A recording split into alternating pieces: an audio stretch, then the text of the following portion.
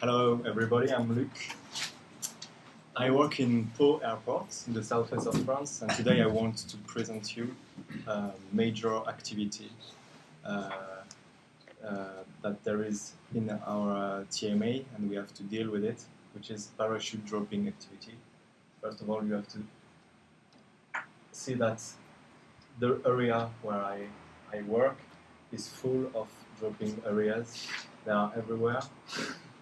Some of them are quite transparent for air traffic control because they are in the mountains or in military areas, but others have a big impact on air traffic control because they are close to the runways or under the ILS ray. So it can be very problematic for air traffic controllers in Pau. And this activity is a bit unknown in air traffic control because there are not a lot of airports in which this activity is present. So, first of all, I would like to introduce the different aircraft which are used to drop parachutes and can have an impact on air traffic control. And then we'll talk about two dropping areas, one which is a military area and another which is a civilian area. So let's begin with the civilian aircraft. As you can see, there are often small aircraft with not very good performance, and sometimes it's hard to insert them in IFR traffic because of their speed. And when you see, for example, the rate of descent of a Pilatus, it's sometimes hard when they call you at level 80 on left base to integrate the circuits. It can be a bit dangerous. And for the military aircraft, there are also often old aircrafts, but they are much bigger in general, so they often create turbulences. And as we have a lot of VFR traffic in our airport, it's sometimes hard to deal with that because of the turbulence. So now I would like to outline the first area that I talked about, which is the dropping zone 307, military area, which can be active every hour of the day, and the vertical limits from the ground to flight level 195. It's very close to the runway because it's only 500 meters to the south of the runway. And to reduce this interference on the ground, there are markers.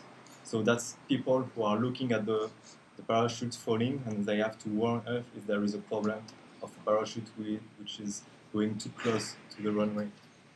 And so we'll see the different interferences depending on the height of the dropping. And for example, for dropping above flight level 80, in theory there is no interference, but we'll see that sometimes there is. For the dropping between level 80 and 120, it only interferes with IFR traffic.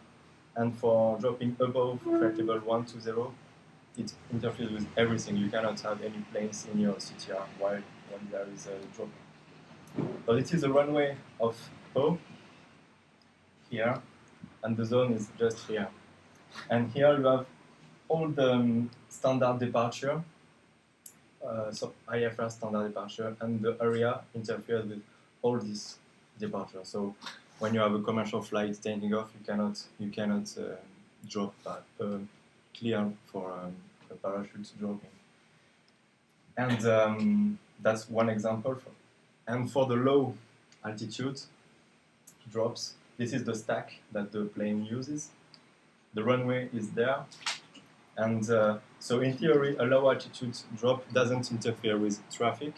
But when there is a plane on final, often a commercial flight won't like that there is a transal just next to him dropping parachute, and often pilots they just don't like it, and they warn us about that.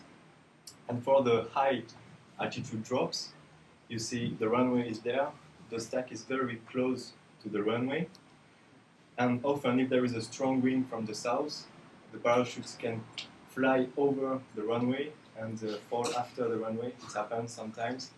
They fall on the airport parking.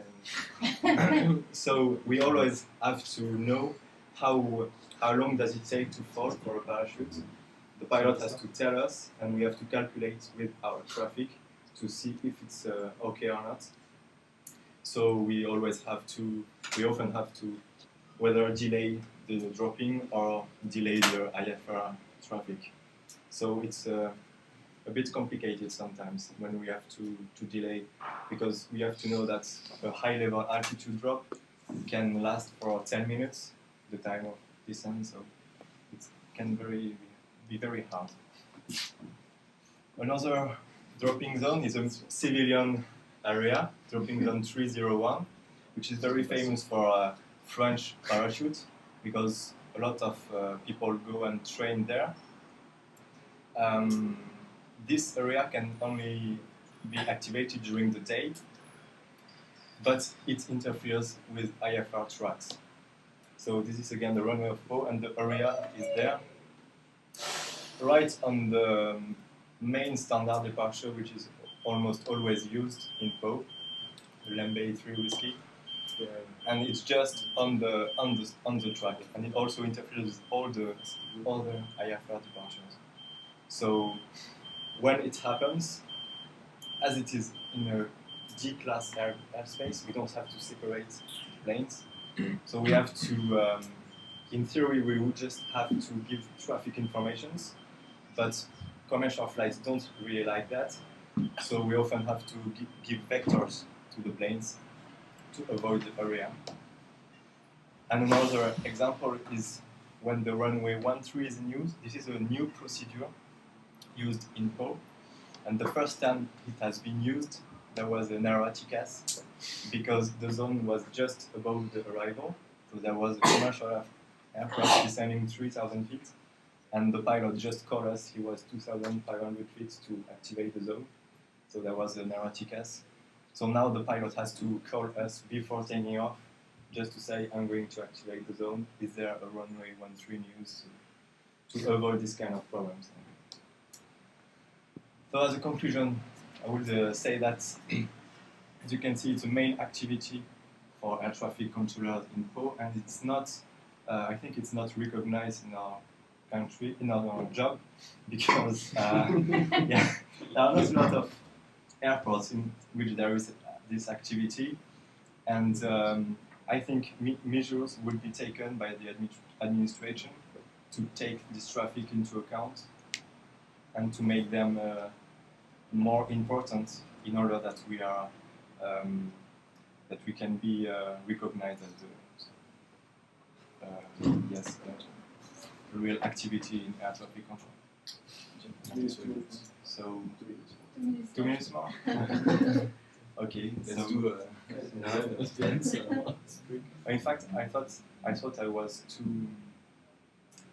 too long, so I tried to accelerate. Yeah. Maybe you should. Okay, so. Can you explain what the erraticas is? Because I know.